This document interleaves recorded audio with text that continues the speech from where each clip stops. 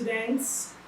This is your business studies class, and today we are going to be bringing out some repeated topics. That means topics that we come across every year in a Bece examination.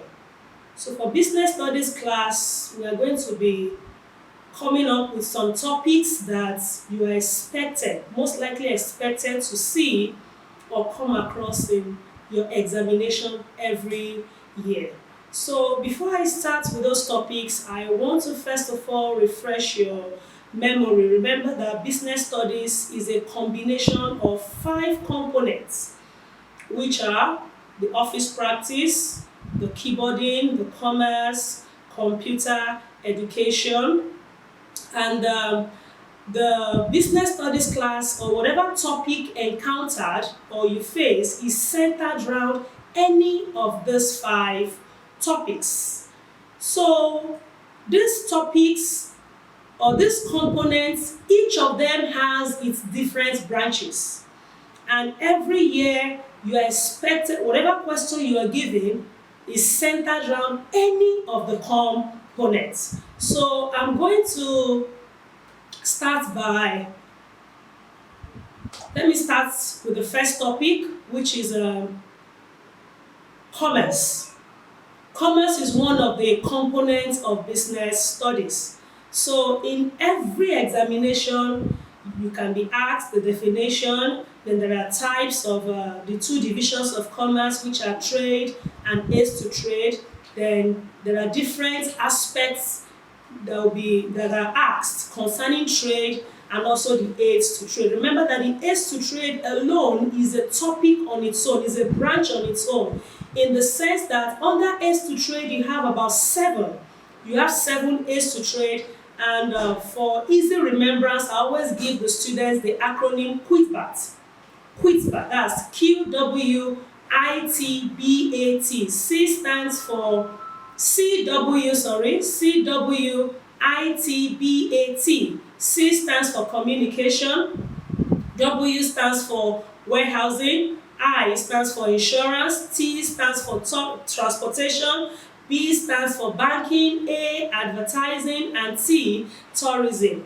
Each of the A to trade is a broad topic on its own.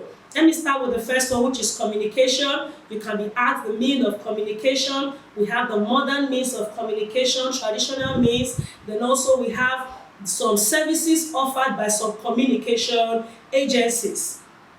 Then the importance of communication to trade. Remember, when we say something is an aid to trade, it means in one way or the other it assists trade.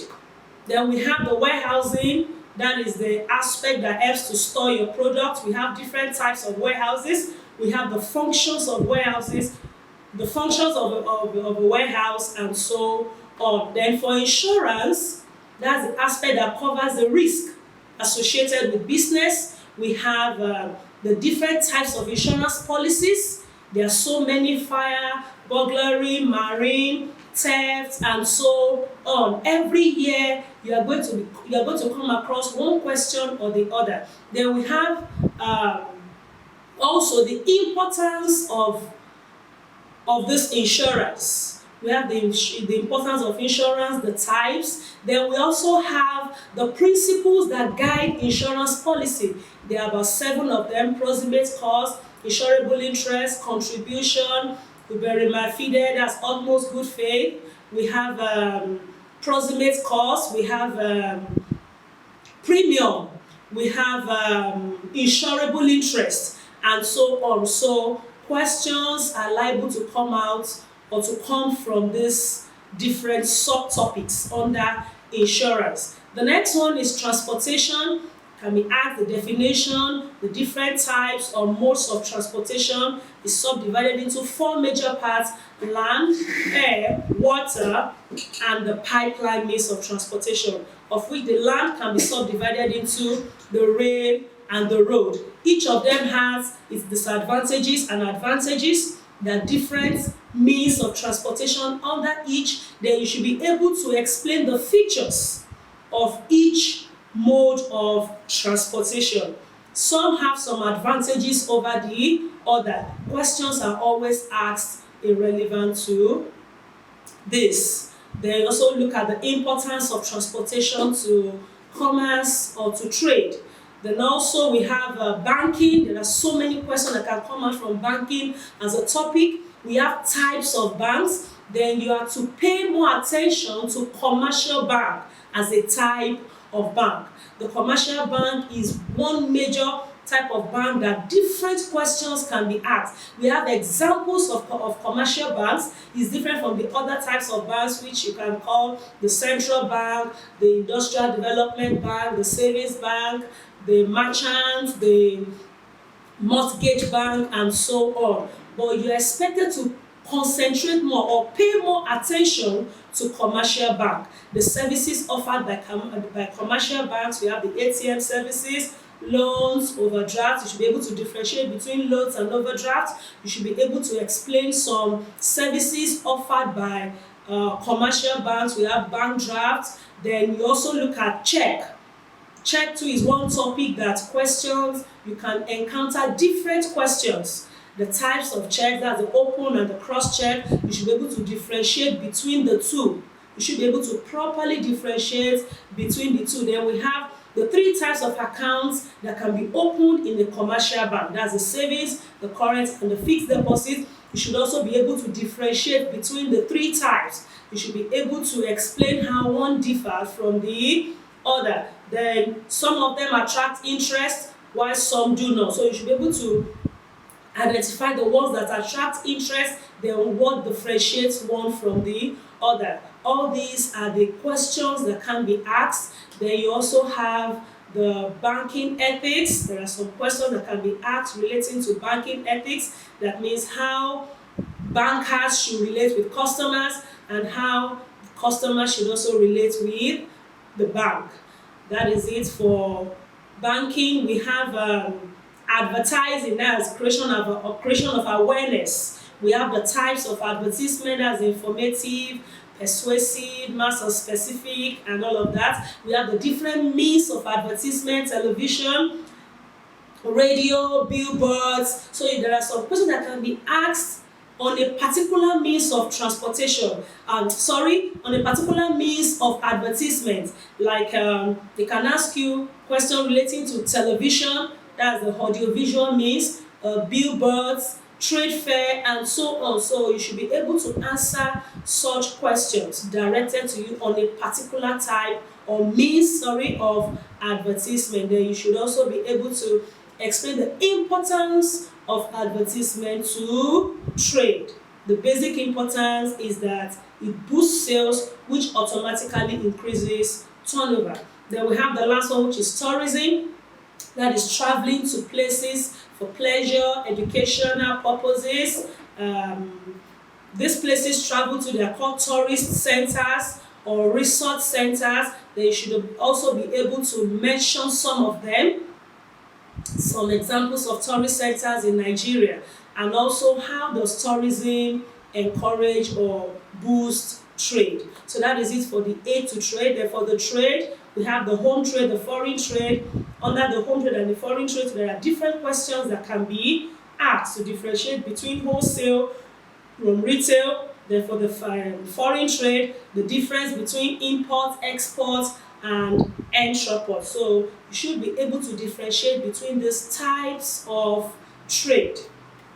Then we also want to look at another topic, which is also very common. That is production.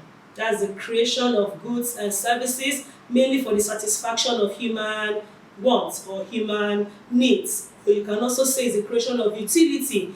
You can be asked questions on the different types of production. That's the primary, secondary, and tertiary. There are some other names than these can be called. The primary has another name, which is extractive. The secondary has some other subdivisions. The tertiary, those are services. Then the service aspect is also another topic or subtopic that you should concentrate on. The difference between the direct service and the indirect service. Then the examples You can be asked to differentiate between direct service and indirect service. Then it can also give you list of services and ask you to identify which one is direct or which one is indirect.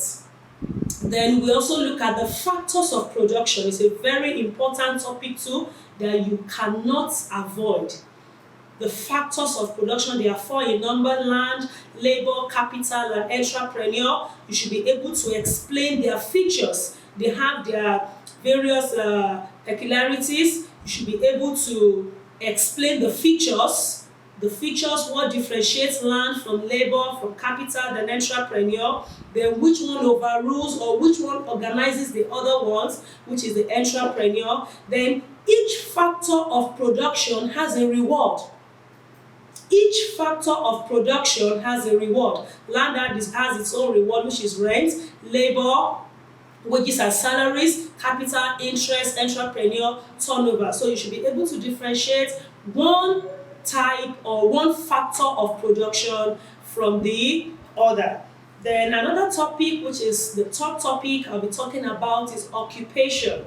Occupation too is another topic that you will definitely encounter in your examination. We look at the definition of occupation. We have the divisions of occupation too. We have the industrial occupation, the commercial, and the service. Then each type or each division of occupation has its own other types or subdivisions.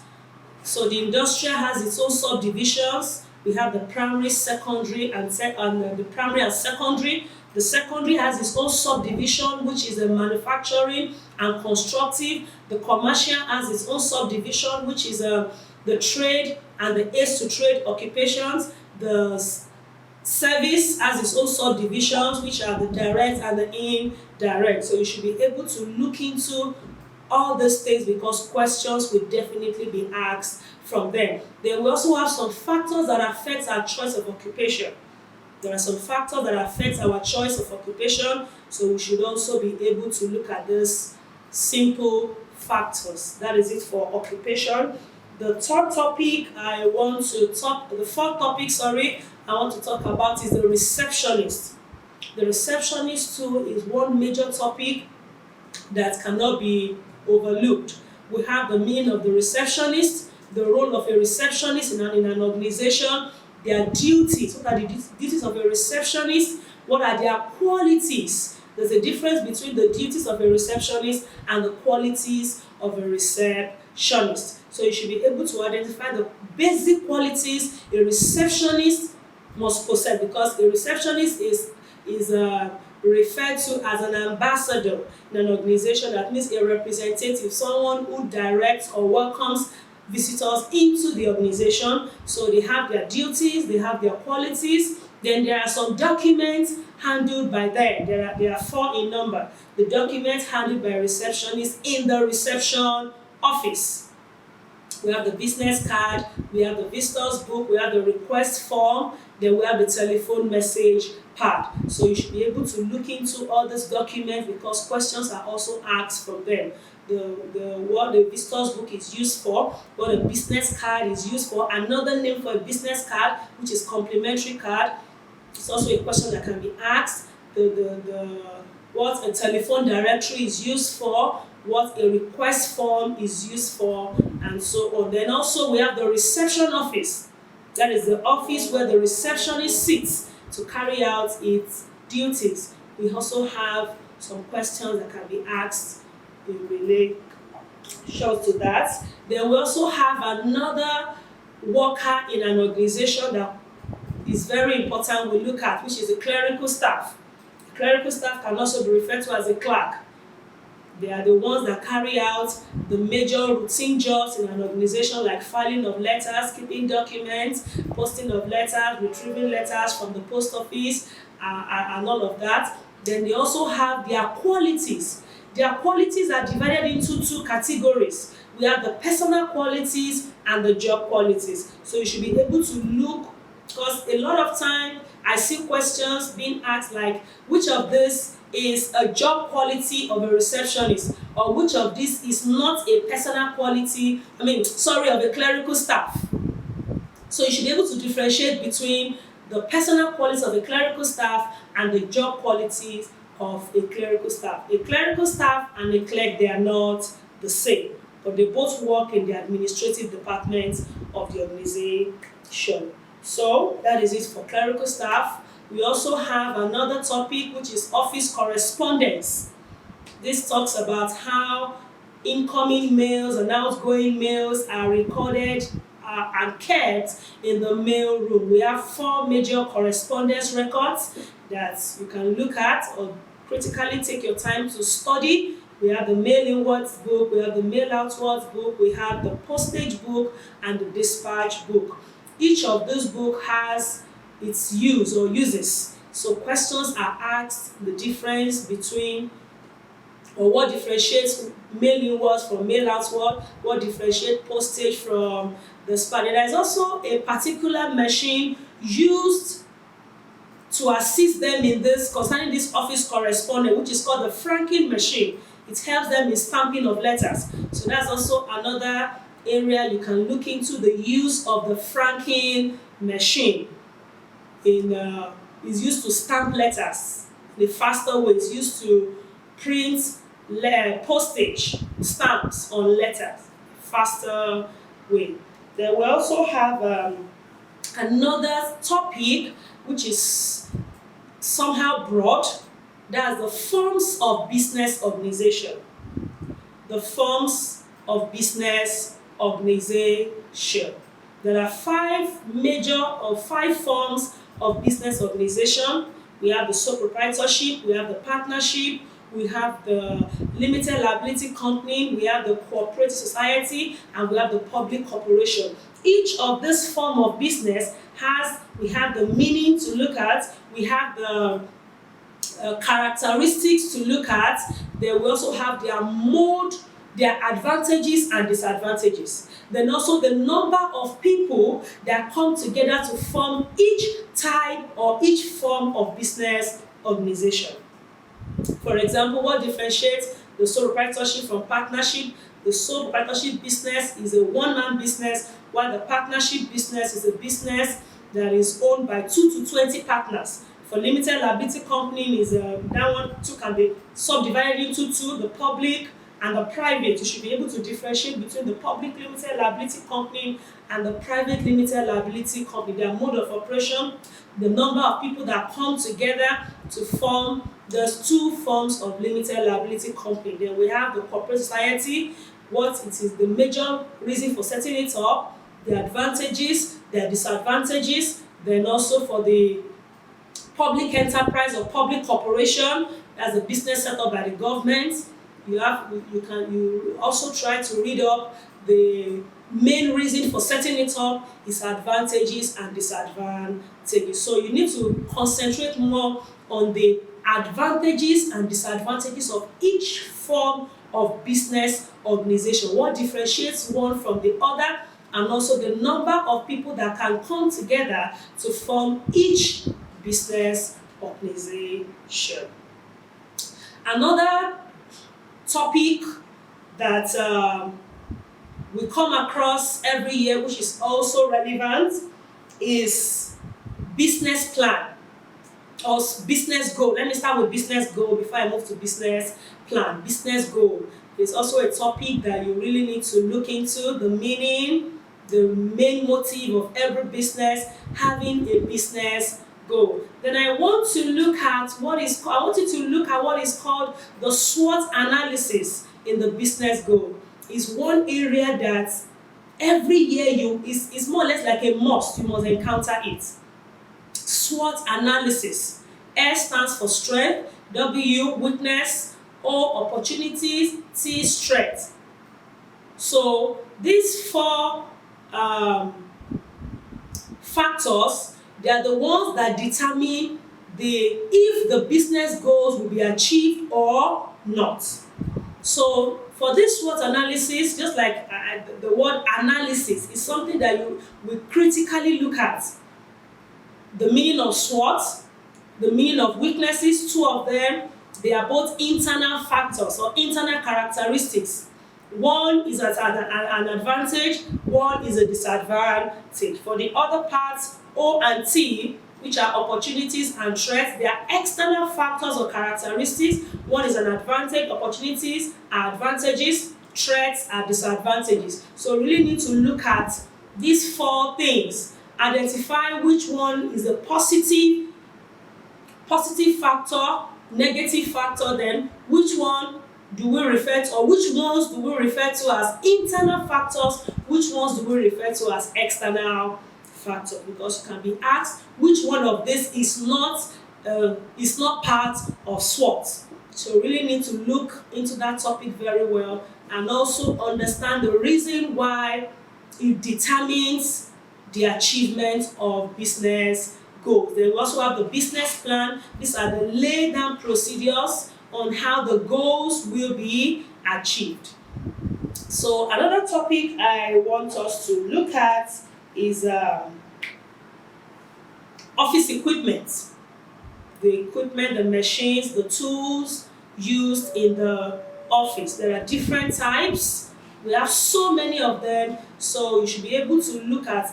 There are some that, for example, almost every year you see them asking you for the use of stapling machine, perforator, computer, which other one now?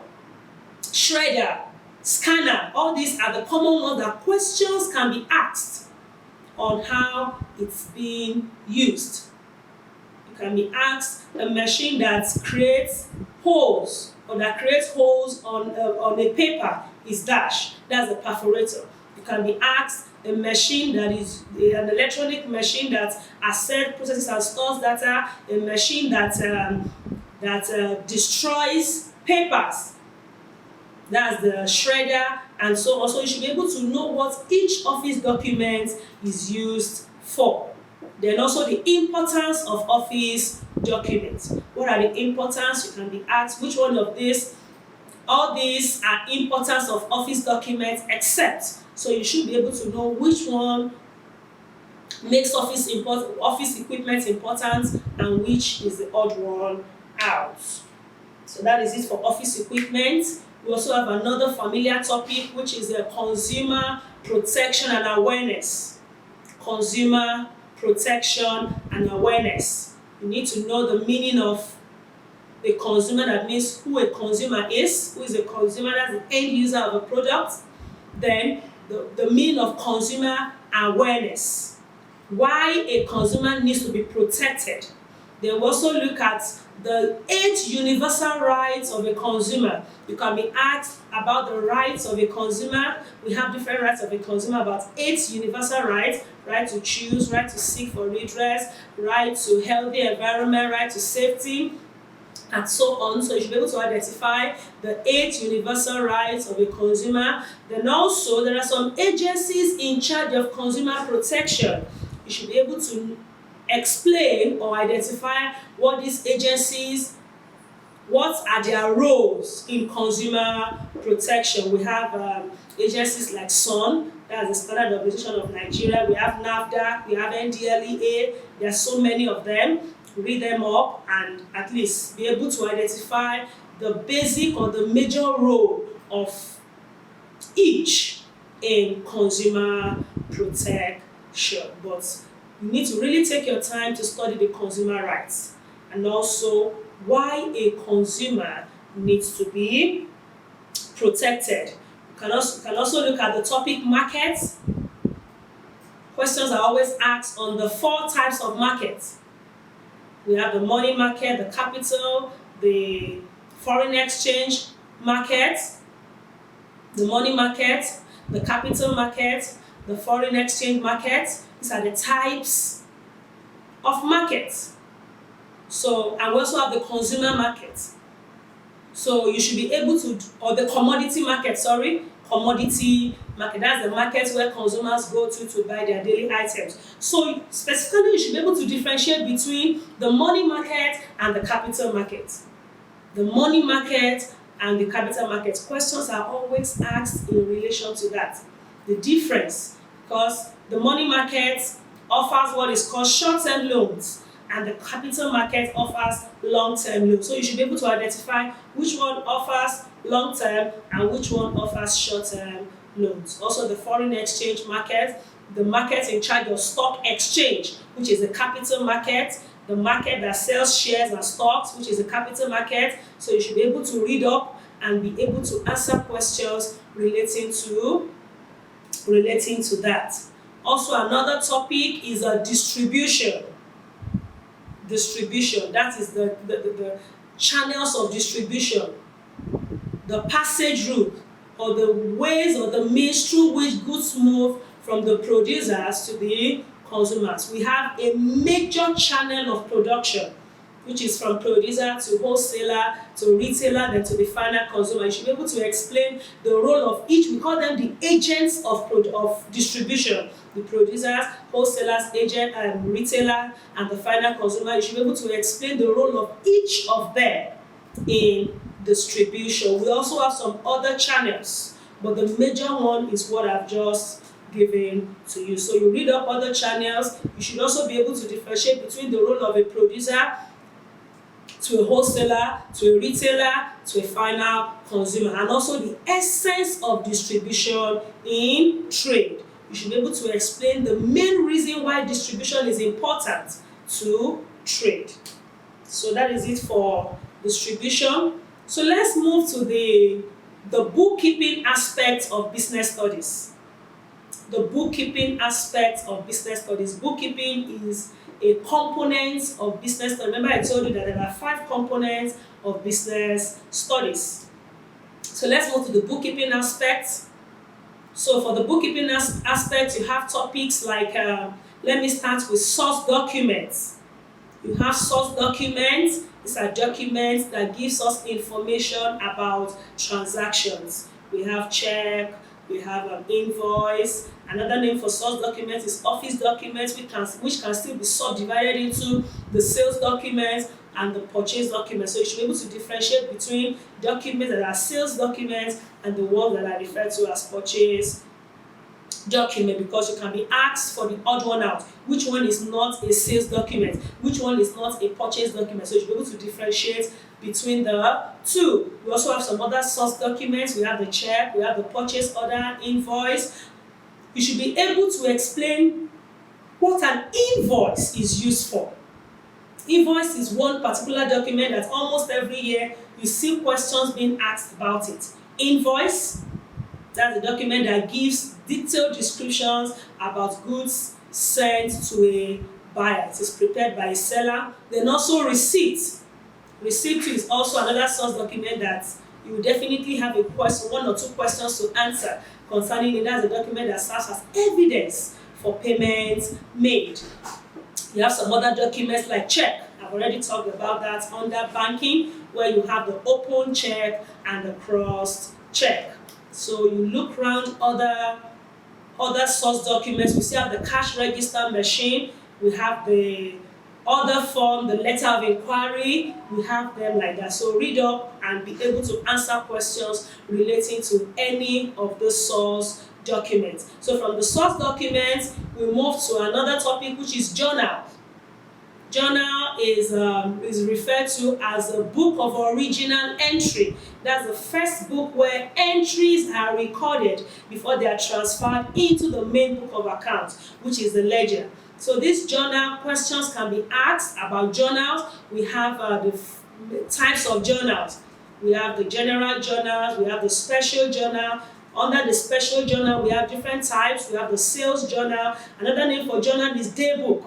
So when you see questions being asked about day book, know that they are referring to journal, because journals are day books. They are books of original entry, the first book where transactions are recorded. So you have the sales journal, the sales day book, you have the purchase day book, you have the returns inward and the returns outward. So you should be able to explain or look into what each book of accounts records. All these are books of accounts.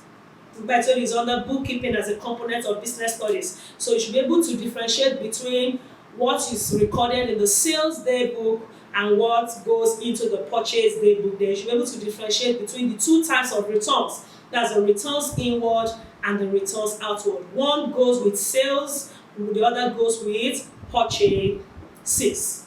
So that is it for the journal. Then from journal we move to ledger. So the ledger now is referred to as the principal book of accounts. And under the ledger, I really want you to focus on the cash book as a ledger. So the different types of cash books, you'll be able to differentiate one from the other, and also know how each cash book is prepared. The difference between the single to double, and the three. What differentiates one from the other. Then from there we have the trading profit and loss account under bookkeeping. You also need to study it very well. Which one is used to generate gross profit, which one is used to generate the net profit. Then from there we have the balance sheet. The balance sheet too is also another statement of accounts. It's not a book of accounts. It's referred to as a statement. It shows the assets and liabilities of a company. So you should be able to look at the asset side and the liability side, identify examples of assets, examples of liabilities, and also solve questions relating to that. Then we also have the petty cash book. The petty cash book too is also another book of accounts that you need to study. Is a book that records minor expenses. So you should be able to identify categories of expenses that are expected to go into the petty cash book, then the amount given to the petty cashier, what is it called, then how a cash book is retired and how it is reimbursed. Then also the best system for preparing the petty cash book, which is referred to as the interest system. So that is it for then you can also look at trial balance too. Trial balance too is also another book. Another book of accounts. You can look into the trial balance. What are we expected to post on the debit side of the trial balance, and what are we expected to post on the credit side of the trial balance. So let's quickly look at part 3 of business study, which is like the practical aspect. This aspect is where this aspect it's under the keyboarding, and you see under the keyboarding section or the keyboarding component of business studies, where you're expected to learn how to effectively use your keyboard. This is like the part 3 of your business studies exam. The examination is an exam on its own. You have the part 3, so you should be able to effectively use your computer keyboard. There are 2 tasks given to you under the keyboarding. You have the speed and accuracy side. That means they expect you to type like 24 words in 1 minute. So that's the speed and accuracy aspect. How are you able to type fast? And also how accurate can you be? Then the second part, this part takes a little more time than the other part. That's the manuscript, which you're expected to identify some correction signs, what each sign signifies, and how the corrections can be effected. They are called the printer's correction signs. Then also, how are you supposed to effect these corrections while typing for you to be able to type well. So these are the common topics or the related topics that will come across every year in our examination as regards business studies. So I encourage you to take these topics, use them as a guide to study. Then also you can still come across some other ones, but these ones are the most related topics that every year you come across. Okay.